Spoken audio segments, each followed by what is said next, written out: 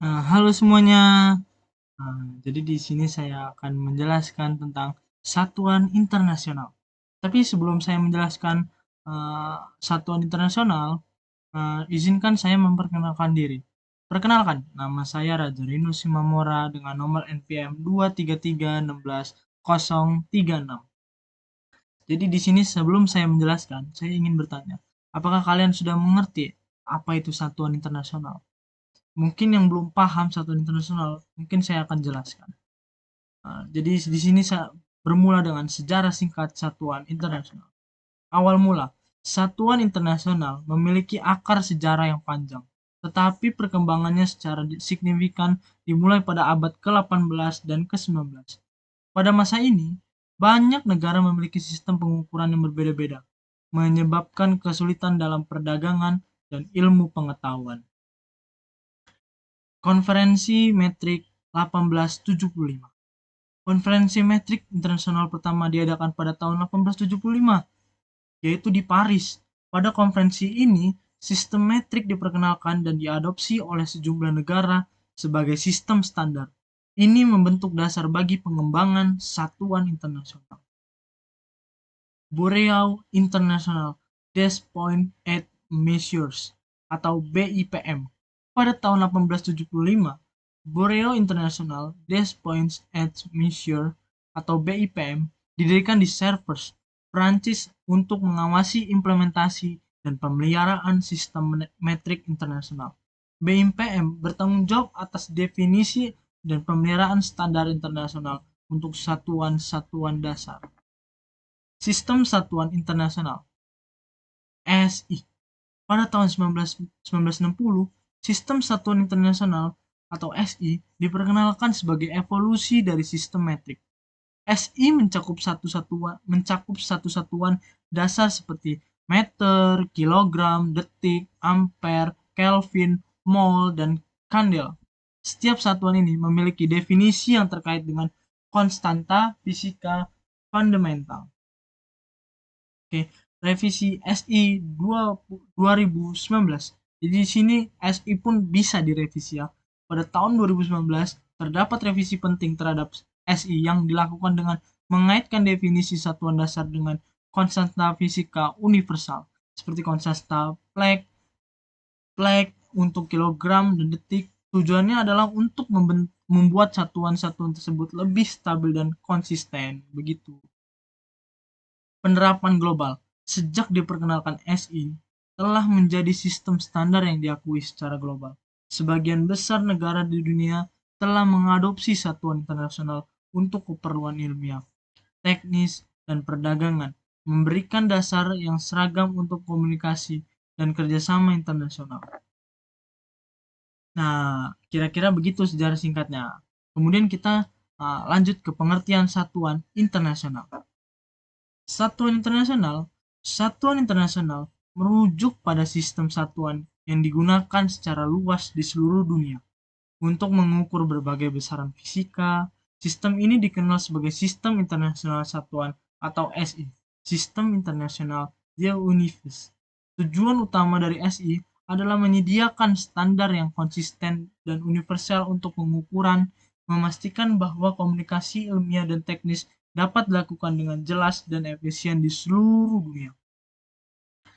Dan ada jenis-jenis satuan internasional atau satuan dasar, meter, satuan dasar untuk panjang, kemudian kilogram, satuan dasar untuk massa, detik, satuan dasar untuk waktu, ampere, satuan dasar untuk arus listrik, kelvin, satuan dasar untuk suhu, mol, satuan dasar untuk jumlah zat, kandela, satuan dasar untuk insentisasi cahaya. Jadi mereka mempunyai arti masing-masing kan. Kemudian satuan turunan. Nah, Newton satuan untuk gaya. 1 N sama dengan 1 kilogram M per S kuadrat. Joule, satuan untuk energi. 1 Joule sama dengan 1 N dikali M.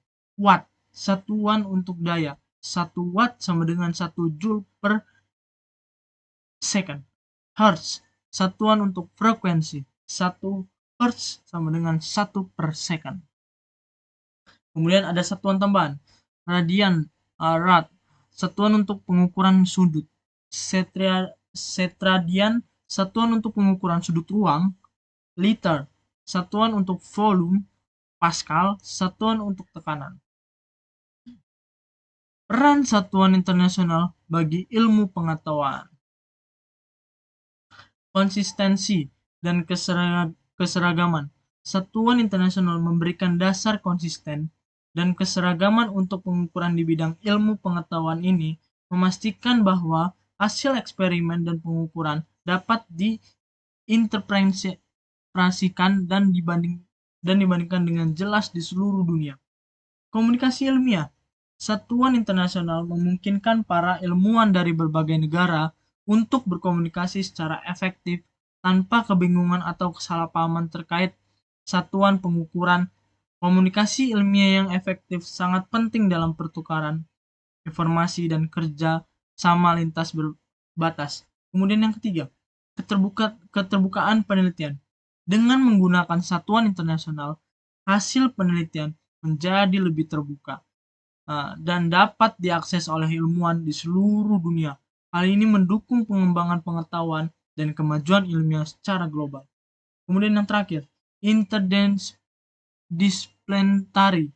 Yang keempat, banyak penelitian ilmiah melibatkan kerjasama antara berbagai disiplin ilmu. Penggunaan satuan internasional mempermudah integrasi data dari berbagai bidang, memungkinkan penelitian interdisipliner yang lebih efisien. Kemudian selanjutnya, teknologi dan inovasi. Dalam pengembangan teknologi dan inovasi, satuan internasional memainkan peran kunci dalam memfasilitasikan pertukaran ide dan pemahaman yang lebih baik antara ilmuwan, insinyur, dan penelitian. Kemudian kolaborasi internasional. Penggunaan satuan internasional mendukung kerjasama dalam kolaborasi ilmiah antar negara. Ini terutama penting dalam penelitian proyek-proyek skala besar yang melibatkan kontribusi dari berbagai negara. Keakuratan pengukuran. Satuan internasional menyediakan dasar untuk pengukuran yang akurat dan konsisten. Penggunaan satuan dasar dan turunan yang terstandarisasi membantu minimalkan kesalahan dan meningkatkan keakuratan hasil eksperimen. Kemudian yang terakhir, pendidikan ilmiah. Satuan internasional digunakan dalam pendidikan ilmiah untuk mengajarkan dasar-dasar pengukuran dan konsep-konsep ilmiah. Ini membantu mempersiapkan generasi ilmuwan yang memahami dan dapat bekerja dalam lingkungan ilmiah global. Manfaat yang dihasilkan dari penerapan satuan internasional. Yang pertama, konsistensi dan keseragaman.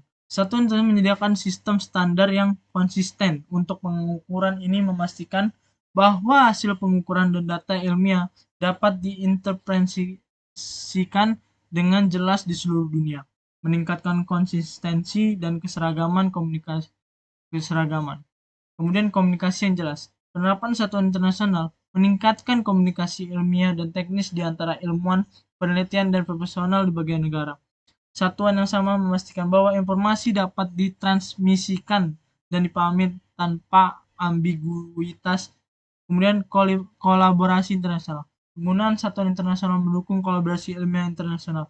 Ilmuwan dari berbagai negara dapat bekerjasama dalam proyek-proyek penelitian, pertukaran data, dan berbagai pengetahuan dengan menggunakan satuan yang sama. Pertukaran data yang mudah. Dengan satuan internasional, pertukaran data menjadi lebih mudah dan efisien. Hasil penelitian dan pengukuran dapat dipahami dan digunakan oleh peneliti di seluruh dunia tanpa memerlukan konversi satuan yang rumit. Selanjutnya, efisien dalam perdagangan dan produksi. Dalam konteks perdagangan dan produksi, satuan internasional memfasilitasi perhitungan yang mudah dan transaksi yang jelas. Ini membantu mendorong efisiensi dalam rantai pasokan global dan perdagangan internasional. Perkembangan teknologi dan inovasi. Satuan internasional mendukung pengembangan teknologi dan inovasi dengan memberikan dasar yang konsisten. Hal ini mempermudah pembuatan perangkat peralatan dan teknologi baru secara global. Perbandingan dan evaluasi yang lebih baik. Satuan internasional memungkinkan perbandingan dan evaluasi yang lebih baik antara data dan hasil penelitian di berbagai sumber. Penelitian yang menggunakan satuan yang sama dapat dengan lebih mudah dibandingkan dan dievaluasi.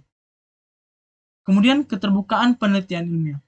Penerapan satuan internasional mendukung keterbukaan dan aksesibilitas penelitian ilmiah. Hasil penelitian yang diukur dengan satuan internasional dapat dengan mudah dibagikan dan diakses oleh komunitas ilmiah global. Kemudian yang terakhir, efisiensi energi. Satuan internasional seperti Joule untuk energi memfasilitasi perhitungan dan pemantauan konsumsi energi dengan cara yang dapat dibandingkan di tingkat global, membantu dalam upaya efisiensi energi. Kemudian ada tantangan dan perkembangan. Tantangan, penerimaan global, berbagai negara mungkin menghadapi tantangan dalam mengadopsi atau menerima sepenuhnya sistem satuan internasional. Hal ini dapat berkaitan dengan faktor sejarah, kebijakan, atau kebiasaan lokal. Transisi dan dari sistem lama. Negara-negara yang masih menggunakan sistem satuan yang berbeda, non-metrik, mungkin menghadapi tantangan dalam transisi ke satuan internasional. Perubahan ini dapat memerlukan investasi dan perubahan infrastruktur, pendidikan dan kesadaran masyarakat dan pendidikan mengenai manfaat penggunaan satuan internasional mungkin tidak selalu optimal. Tantangan ini bisa membutuhkan upaya pendidikan dan kampanye kesadaran. Kemudian perkembangan. Perkembangan yang pertama itu ada adopsi yang luas. Banyak negara telah mengadopsi satuan internasional secara luas, menciptakan lingkungan global yang lebih konsisten dan terhubung untuk ilmu pengetahuan, teknologi, dan perdagangan. Kemudian yang kedua, inovasi dalam definisi satuan dasar. Upaya terus dilakukan untuk meningkatkan ketepatan definisi satuan dasar, termasuk peningkatan teknologi pengukuran untuk lebih meningkatkan presisi dan keakuratan. Yang terakhir, teknologi dan otomatisasi. Kemajuan dalam teknologi pengukuran dan otomatisasi membantu meningkatkan efisiensi dalam pengukuran dan perhitungan yang melibatkan satuan internasional. Kemudian yang terakhir, saya bisa menyimpulkan bahwa adopsi satuan internasional, terutama dalam sistem internasional satuan SI, memberikan manfaat dalam konsistensi global, komunikasi ilmiah, efisiensi perdagangan, dan pengembangan teknologi. Penggunaan satuan internasional juga mendukung keterbukaan penelitian dan efisiensi energi.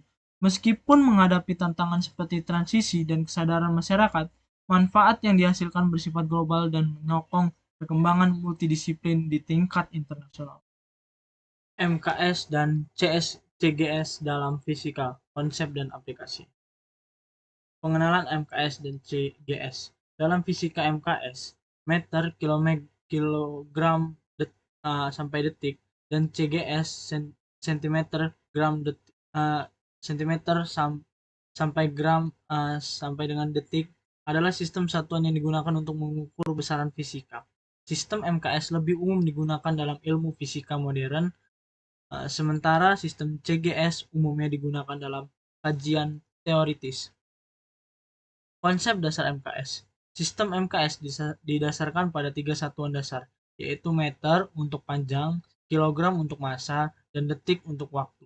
Satuan ini membentuk dasar untuk mengukur berbagai besaran fisika seperti kecepatan, percepatan, dan gaya. Kemudian konsep dasar CGS. Sistem CGS menggunakan satuan cm untuk panjang, gram untuk massa, dan detik untuk waktu. Meskipun jarang digunakan dalam aplikasi praktis, sistem ini sering digunakan dalam kajian teoritis dan fisika partikel. Konversi antara MKS dan CGS. Untuk mengonversi antara MKS dan CGS, kita dapat menggunakan faktor konversi yang berdasarkan hubungan antara satuan-satuan dasar keduanya. Misalnya, 1 meter, 100 cm, dan 1 kg sama dengan 1000 gram. Aplikasi MKS dalam fisika modern. Sistem MKS digunakan secara luas dalam fisika modern, termasuk dalam kajian tentang partikel subatom, kosmologi, dan mekanika kuantum. Satuan ini memberikan kesederhanaan dalam formulasi matematis dan interpretasi fisika. Aplikasi CGS dalam fisika teoritis. Meskipun jarang digunakan dalam aplikasi praktis, sistem CGS tetap penting dalam kajian teoritis. Contohnya, dalam elektrodinamika, satuan CGS sering digunakan karena memberikan rumus-rumus yang lebih sederhana. Perbandingan kedua sistem. Perbandingan antara MKS dan CGS meliputi kepraktisan, kesederhanaan, dan kegunaan dalam berbagai konteks fisika. Sistem MKS lebih umum digunakan dalam aplikasi praktis, sementara sistem CGS sering memberikan rumus yang lebih sederhana dalam kajian teoritis. Penerapan dalam penelitian. Kedua sistem satuan ini memiliki peran penting dalam penelitian fisika. Sistem MKS digunakan dalam penelitian eksperimental dan aplikasi teknologi, sementara sistem CGS tetap relevan dalam kajian teoritis dan pemodelan matematis. Implikasi dalam pengajaran. Pemahaman tentang MKS dan CGS penting dalam pengajaran fisika. Guru perlu menjelaskan perbedaan antara kedua sistem serta kapan dan mengapa masing-masing sistem digunakan dalam konteks fisika modern. Oke, jadi di sini saya menyimpulkan dalam fisika pemahaman tentang sistem satuan MKS dan CGS sangat penting. Sistem MKS umumnya digunakan dalam aplikasi praktis dan penelitian eksperimental, sementara sistem CGS tetap relevan dalam kajian teoritis dan pemodelan matematis. Oke, mungkin sekian dari pembahasan saya tentang satu internasional, MKS dan CGS. Mungkin itu yang cuma bisa saya jelaskan. Lebih kurangnya saya minta maaf. Kalau memang ada salah, tolong dikomentari, tolong diperbaiki. Saya undur diri dan bye bye. Bye bye.